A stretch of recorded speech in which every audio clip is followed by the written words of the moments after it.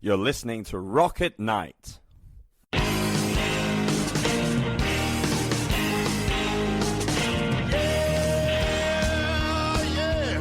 Are you ready?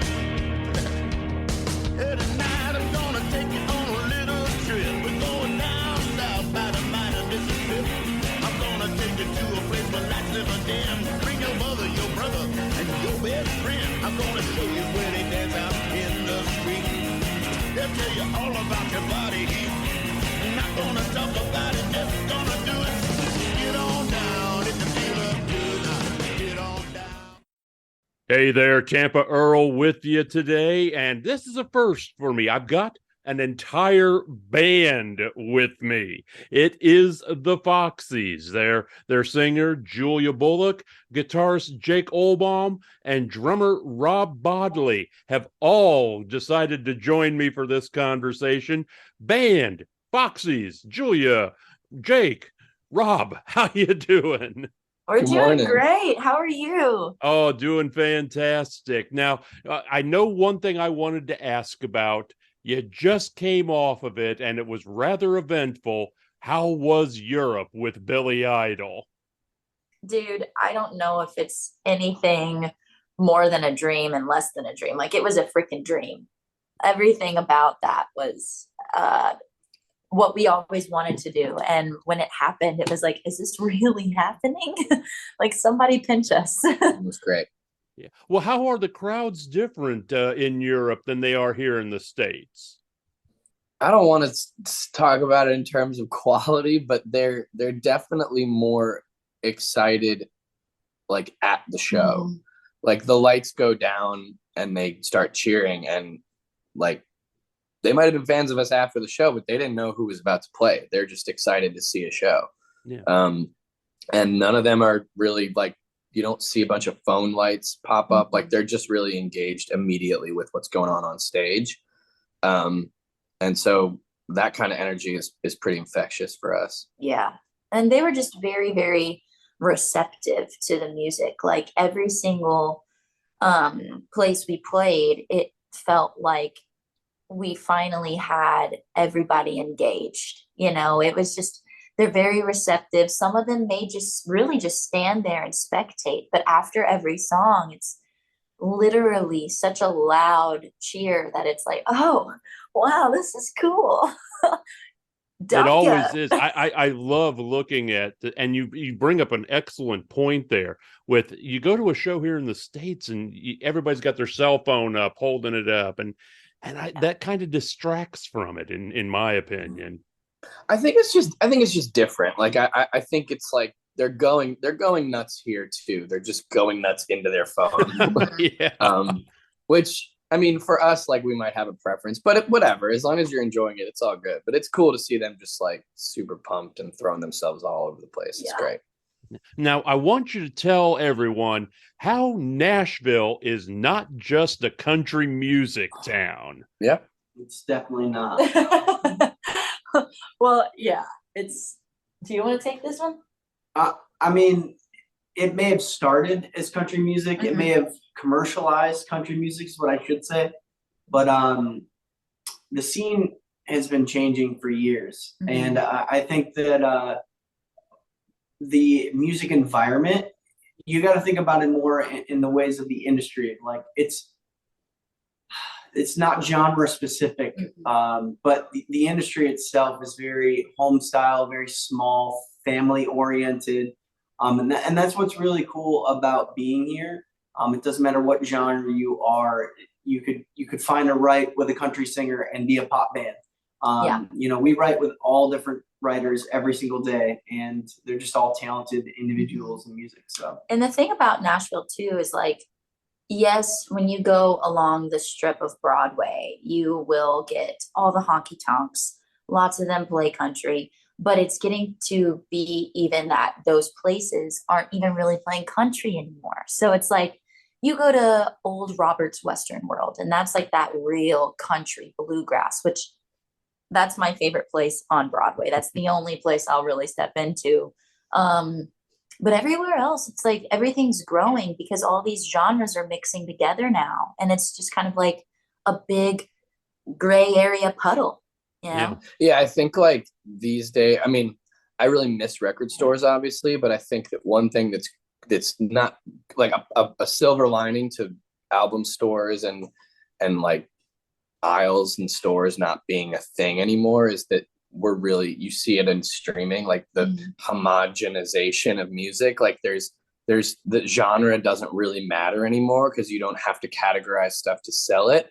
And I mean, there are plenty of other great music towns out there, but if I could like toot my own horn here, I think Nashville exemplifies that probably better than anywhere right now, where it doesn't really matter what you do. Like you could get 2 pop writers and 2 country writers and maybe an R&B artist in the same room together, and if they a rock song. and if they work well together, they're going to make something cool. And you could have 4 country people that might not really work well together for whatever reason. Like Nashville just kind of has that melting pot mentality. Yeah, I know one of the things that I've noticed especially is with artists like Hardy and Jelly Roll coming out, with different sounds with a rock basis to it. Yeah. And it's something that people sometimes they don't like it, but this is why we do the music. You got to experiment sometimes and get a different sound. Right. Yes. Now, how has the group grown since you first did Antisocialite a few years ago? Well, I mean, once we did Antisocialite and once we released the Growing Up is Dead EP, that was in the heat of, or like the very beginning of the pandemic. And we had just signed a publishing deal right before or right when we released that. So when we were writing Growing Up is Dead, we weren't treating our songwriting as if it was really a job for the band. We were just, creating every now and then with each other, seeing what our sound would be like. But because of the pandemic, we got signed with the publishing label, and we started writing every day. And because of that, we found what really fit with us, what really worked and what really didn't. And we really got to uncover who we are as people, who we are as artists, and who we are as a whole band. And that really is like our first body of work, who we are now, who you were. What is the name of our album again? Whoville, the mayor of Whoville. The most recent album, Who Are You Now, Who Were You Then? Yes. That's like the body of work that really shows us uncovering that and who we are. And finally, we've grown to really know what fits and what doesn't. And you can hear that in the music. I'm so exhausted, so thirsty, I'm nauseous. Am I out of my mind? Am I out of my mind? Am I out of my mind? Am I out of my... Sipping Capri Sun to feel the nostalgia. Am I doing it right? Am I doing it right? Am I doing it right? Am I doing it? I can use a vacation from my communication. Mama said that therapy and wicked meditation. I'm just trying to get down on that good vibration. That good vibration. I'm an anti-socialite. I'll invite my friends to the party in my head. Yeah, I like it. I'm an anti-socialite. Loving my regrets. Growing up instead. Yeah, I like it. White on white maxes. Batting my lashes. Am I doing it right? Am I doing it right? Am I doing it right? Am I doing it? Sipping Capri Sun. And I hate Capri Sun. Am I out of my mind? Am I out of my mind? Am I out of my mind? Am I out of my... I can use a vacation from my communication. Mama said that therapy and wicked meditation. I'm just trying to get down on that good vibration. That good vibration. I can use the courage from some liquid elevation. Honestly, I'm feeling kind of sick with medication. I'm just trying to take a shot at life, no chasing. Life, no chasing. I'm an anti-socialite. I'll invite my friends to the party.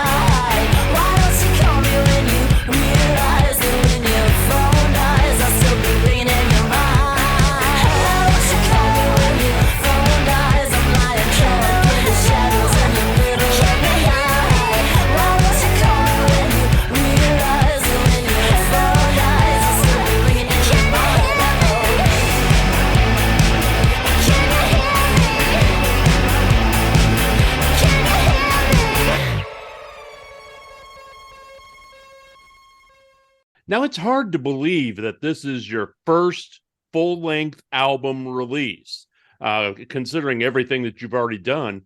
Why did it take so long? Yeah, I mean, simply, like, I don't think we had the songs. Like, we didn't have enough material for it. Yeah, and I also had fought so desperately to challenge the world that you need a full length. Yeah. You know, there's so many places, so many people that would be like, oh, you need a full length album, you need this, you need that. And I'm like, I think we just need really good songs. I think we just really need to attack whatever we've got. And at the time, Jake's right, we didn't have the songs that mixed. Yeah. We may have had the songs, we just didn't have the songs that fit on a body of work. Yeah, but I agree with you. I mean, we grew up with albums, but like, it's a big ask. Like, here's 11 songs that we recorded like on the same day. Like, don't listen to anything else. Listen to all of these right now. It's just a lot. But I also think too, another reason is we never really had a clear vision of, Correct. Yeah. of what the album should be. And even when the album came together, that's when the vision came together. We were like, oh, this is who we are. This is what we're doing right now. Whereas, you know, we were just writing to write and to see what sounded good. And now that album had a clear vision, we now know how to formulate and work through a formula of trying to find the vision for the next body of work and yada, yada, yada. So. Yeah, definitely. I mean, one of the things that I've learned from talking to a lot of artists is that they're more comfortable doing a couple of singles and releasing them, and then doing a couple more in a few months and releasing them, rather than having the demand of, you must have 10 songs and this album. Yeah, I mean, I think the release strategy of singles and smaller bodies of work kind of fits the model, as you know, it's the modern day. People are very on to the next. Streaming makes it very easy to just not listen to albums. I still do, because it's kind of just the way I grew up. Yeah. But the younger demographic just doesn't really consume music to that degree anymore. They don't pick up albums and listen to it top to bottom. They may for the bands they really love, but for the bands that are undiscovered, they're not just dropping money on albums and listening to them. Like back in the day, the only way for me to listen to their album was I would buy it. You know, I would buy it and I would listen to it. You know, you could download it later in life. But yeah. It's kind of a catch-22. Like, I miss that. Like, and it's certainly like people older than my mom and her generation and my friends that are older, like we miss that stuff. But there's more room for people now. Like, I miss the album, but thankfully thank God there's more than like 60 artists to choose from. Yeah. Like, it just wasn't as available anymore. And I'm not making it like it's not an either or type conversation. It's like, you know, it's great that we made an album, but we might not have been able to as an independent band in the 80s or something. It wouldn't have happened. Now, the new album is called Who Are You Now? Who Were You Then? And it's coming down to the end of the year. You got the new album. What's 2023 got in store for you? Hopefully a lot of shows and festivals in Europe and a new either EP, maybe a couple new EPs, definitely some singles, but a lot of shows. Yeah, and the thing is, the way to keep up with all that is to go to the Foxies.com. Is that where you have all your tour information? And all of the tour information is, I think it's the foxiesband.com. That's right. I forgot the band. Yeah. I even get confused by this. I'm like, what is it? I know. I was like, I'm like, yes. what is it? foxiesband.com, or you can find us on literally any social platform. Just look for the Foxies Band or the Foxies, and The look Fox, on. yeah. You'll find them. They're out there. And the thing is, they've got a wealth of music to choose from. Not only the new album, Who Are You Now? Who Were You Then? They've got a whole litany of singles that show the greatness of this band. I encourage you all to go check them out. They are the Foxies. Julia, Jake, Rob, thank you for your time today. Thank you Thank so you. much.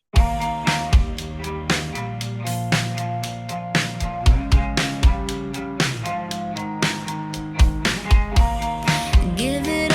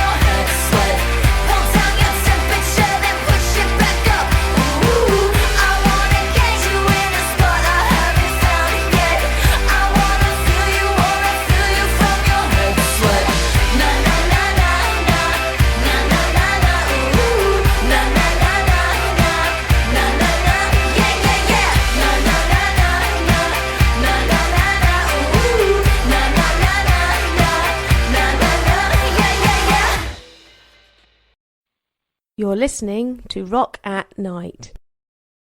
The introductory song, Get On Down, is from blues artist Billy Bass Alford. Look for his music at ReverbNation.com.